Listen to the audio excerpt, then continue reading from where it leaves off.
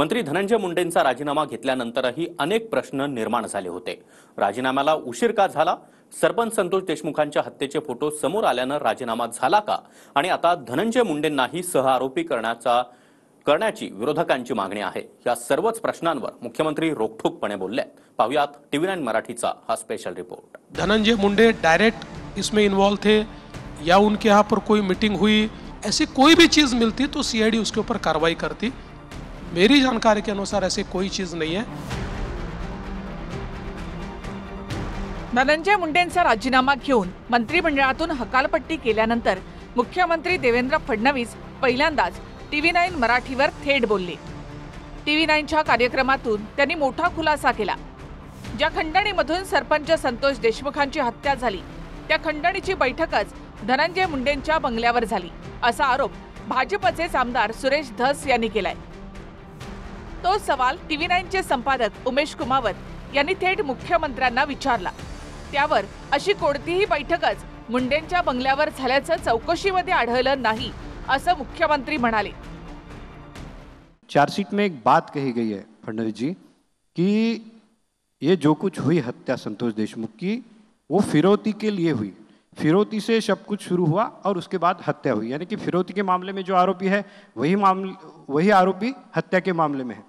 ऐसे में अगर आपकी पार्टी के एमएलए विधायक ये आरोप लगाते हैं कि फिरौती के लिए धनंजय मुंडे के बंगले पर बैठक हुई और बाकी विरोधी भी आरोप लगा रहे कि उनके सह आरोपी बनाओ उनको, तो उनकी जांच क्यों नहीं होती?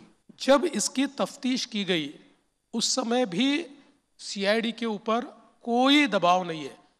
सीआईडी को अगर एक भी सबूत कि धनंजय मुंडे डायरेक्ट इसमें इन्वॉल्व थे या उनके यहाँ पर कोई मीटिंग हुई या उन्होंने इसमें कोई दबाव डाला, ऐसी कोई भी चीज मिलती तो सीआईडी उसके ऊपर कार्रवाई करती। मेरी जानकारी के अनुसार ऐसी कोई चीज नहीं है। देखिए, हमारे पार्टी के भी कुछ लोग आरोप लगाते हैं, विरोधी पार्टी के भी लगाते हैं। सिर्फ आरोप लगाने से नहीं होता। देखिए, प्रोसिक्यूशन जो होता है ना, ये भावनाओं पे नहीं चलता है। लोग भावनाओं की बात करते हैं। Prosecution needs hard evidence, hard evidence पे प्रोसिक्यूशन चलता है। जितना हार्ड एविडेंस हमने कलेक्ट किया है, मुझे ये बात मैं 100% आपको कहता हूं कि इनमें से कोई आरोपी छूट नहीं सकता और कड़ी से कड़ी सजा, जो अंतिम सजा है, वो भी इनको मिल सकती। सरपंच संतोष देशमुखांची किती क्रूरपणे हत्या झाली त्याचे फोटो आरोपपत्राच्या माध्यमातून समोर आले। त्यानंतर दुसऱ्याच दिवशी मुख्यमंत्री फडणवीसांनी धनंजय मुंडेंचा राजीनामा घेतला। पण एवढा उशीर का? त्यावर मुख्यमंत्री काय म्हणाले तेही ऐका। धनंजय मुंडे का इस्तीफा हुआ। इस मामले में जो सरपंच संतोष देशमुख थे उनकी हत्या के फोटो सामने आए, उसके बाद जनक्षोभ हुआ, उसके बाद आपकी एक मीटिंग हुई उनके साथ, उसके बाद ये इस्तीफा हुआ। सवाल लोगों के मन में ये होता है कि इसमें इतनी देरी क्यों होती है? जब मीटिंग हुई, क्या आपको धमकी देनी पड़ी धनंजय देशमुख को कि आप इस्तीफा दे देंगे तो आपको बर्खास्त कर देंगे, या जनक्षोभ की वजह से इस्तीफा हुआ? देखिए, पहली बात तो यह है कि लोग सिस्टम को नहीं समझते।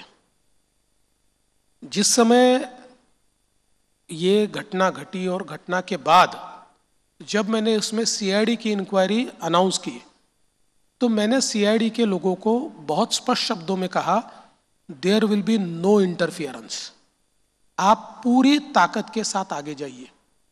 और उन्होंने बहुत अच्छा इन्वेस्टिगेशन किया।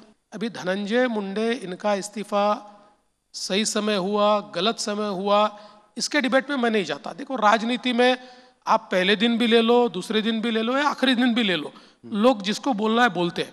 हाँ, हमने एक बहुत स्पष्ट भूमिका उसमें रखी कि जिस प्रकार के ये फोटोज सामने आए हैं, जिस प्रकार की हत्या हुई है और हत्या में जिसको मास्टरमाइंड माना है वो अगर मिनिस्टर के इतने करीबी है तो फिर मिनिस्टर ने नैतिकता के आधार पर इस्तीफा देना चाहिए। मुझे लगता है अल्टीमेटली कोएलिशन पॉलिटिक्स है, कभी कभी इसमें निर्णय को थोड़ा टाइम भी लगता है, लेकिन फर्मली हमने इसको डील किया है और उन्होंने इस्तीफा दिया है।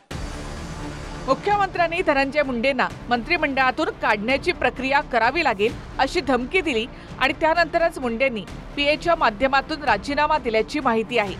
त्यावर अधिक बोलणं उचित होणार नाही असं बोलून मुख्यमंत्र्यांनी बातमी मात्र खोडली नाही।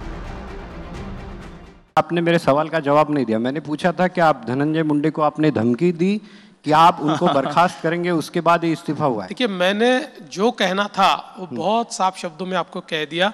इससे आगे कहना उचित भी नहीं है। आप डिनाय नहीं कर रहे हैं? इससे आगे कहना उचित ही नहीं है। संतोष देशमुखांच्या मारेकरांना शेवटची जी शिक्षा असेल त्यासाठी कोर्टात प्रयत्न होतील असं आश्वासन मुख्यमंत्र्यांनी दिलं आहे। आरोपपत्र दाखल होईपर्यंत हत्येसंदर्भातले फोटोही पाहिले नाहीत हेही मुख्यमंत्र्यांनी सांगितलं। हमारा कोई इंटरफेरेंस नहीं। चार्जशीट जिस दिन दाखिल हुई उसी दिन मुझे पता चला है कि क्या इन्वेस्टिगेशन है। तब तक मैं होम मिनिस्टर हूं, लेकिन मैंने एक बार भी उनको ये नहीं कहा कि आप मुझे बताकर कीजिए या मुझे दिखाकर कीजिए।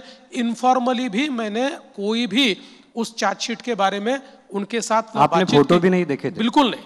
वो चार्जशीट दाखिल होने के बाद ही मैंने देखे, क्योंकि इसमें यह जरूरी था अगर मैं उसको सैनिटाइज करूंगा तो दूसरा कोई हिम्मत ही नहीं करेगा, तो दूसरे किसी की हिम्मत भी नहीं थी। गेल्या काही दिवसांपासून मुख्यमंत्र्यांनी शिंदेंच्या कार्यकाळातील कंत्राट किंवा कामांमध्ये अनियमितता आढळल्यास स्थगिती आणि चौकशीचा सपाटा लावलाय। त्यावरून TV9च्या कार्यक्रमातून पुन्हा एकदा फडणवीसांनी मित्रपक्षातील मंत्र्यांनाही इशारा दिलाय। मुख्यमंत्री तो टारगेट होगा ही, लेकिन मैं आपको ये कहता हूं, दो चीजें बिल्कुल अलग है। एक, अलायंस का धर्म, उसका पालन तो मैं करूंगा ही, लेकिन साथ साथ जीरो टॉलरेंस की नीति उनके लिए भी रहेगी। ऐसा नहीं है कि सिर्फ मेरे लोगों के लिए मैं जीरो टॉलरेंस की नीति रखूंगा। जहां कोई गलती करेगा, वो चाहे हमारे सहयोगियों में से किसी का भी वो व्यक्ति हो, हम उसके ऊपर कार्रवाई करेंगे यानी करेंगे। धनंजय मुंडेंचा राजीनामा असो, खंडणीच्या बैठकीचा आरोप असो, ते अनियमिततेवरून कारवाई, मुख्यमंत्री फडणवीस थेटपणे बोलले। Bureau report, TV9 Marathi, Mumbai.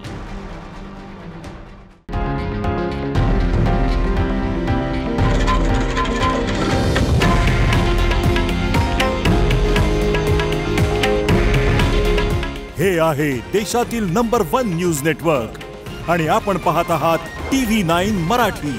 काळजी तुमची, हित महाराष्ट्राचं।